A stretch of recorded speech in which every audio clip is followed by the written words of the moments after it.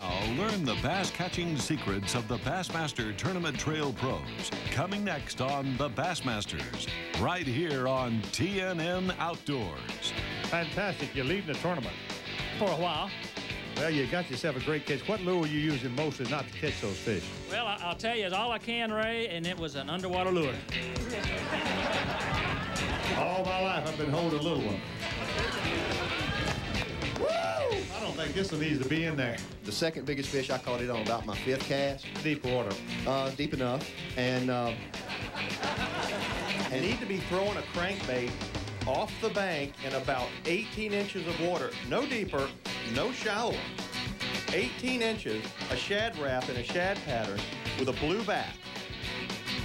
Sounds good. I made it all up. I have no idea how to catch fish here, ladies and gentlemen. I just got lucky. But luck rules. Go Grandma.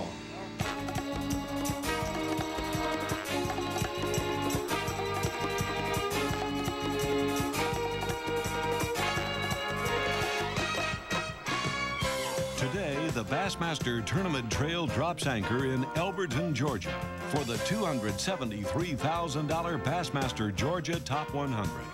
The world's best pros and amateur partners tackle a new challenge, Richard B. Russell Lake, one of the South's best-kept big bass fishing secrets. People, we're going to show you a fish that'll knock your socks off. Look at here, people. Woo! Big bass in the 10-pound class are weighed in frequently from the Savannah River impoundment. But there's a timetable to hit the big bass bonanza. Be here in March and April when the big ones move shallow. Today on the Bassmasters, we're going to show you how the pros adapt and adjust to catch bass when the bite's not so easy. As our on-the-water reporter, Tim Miller, explains. Well, Bob, this is going to be a tough tournament, no doubt, but it's going to be a great lesson on fall bassing. Recently, Lake Richard B. Russell turned over. Now, we've never really specifically addressed this on the Bassmasters, so what does it mean when a lake turns over in the fall? Here's South Carolina pro Davey Height. In the summertime, the bottom of the lake is the comfort zone. And when it starts cooling off in the fall of the year, and then when winter comes, the surface of the water will get cooler than the bottom. And the lake turns over. That's what they call that in the fish. When it's doing that, the fish will come up and suspend. They'll be in that comfort zone, which will be up off the bottom.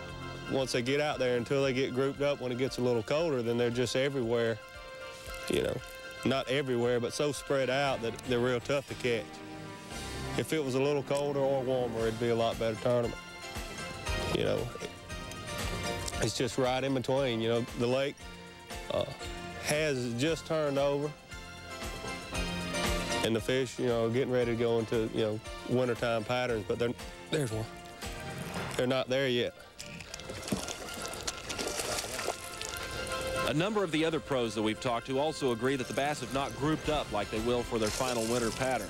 Here's Georgia pro Tom Mann Jr. It dropped the water temperature about 10 degrees, and normally that first front you have in the fall, it takes the fish about a week to, you know, kind of acclimate and get back going again. They're really caught up right now. Most of these fish are suspended. They're caught up between being shallow and deep. And that's why everybody's having such a hard time. Suspended fish is the hardest fish in the world to catch. So you can expect a tough tournament, but our Bassmaster TV cameras will be covering every inch of Richard B. Russell as this fall pattern unfolds. Bob? Thanks, Tim, and unfold it will as we track down the Georgia Top 100 tournament leaders. I'm Bob Kyle. Stick around for a lesson in spoon-feeding tight-lipped bass. The Bassmasters will be right back.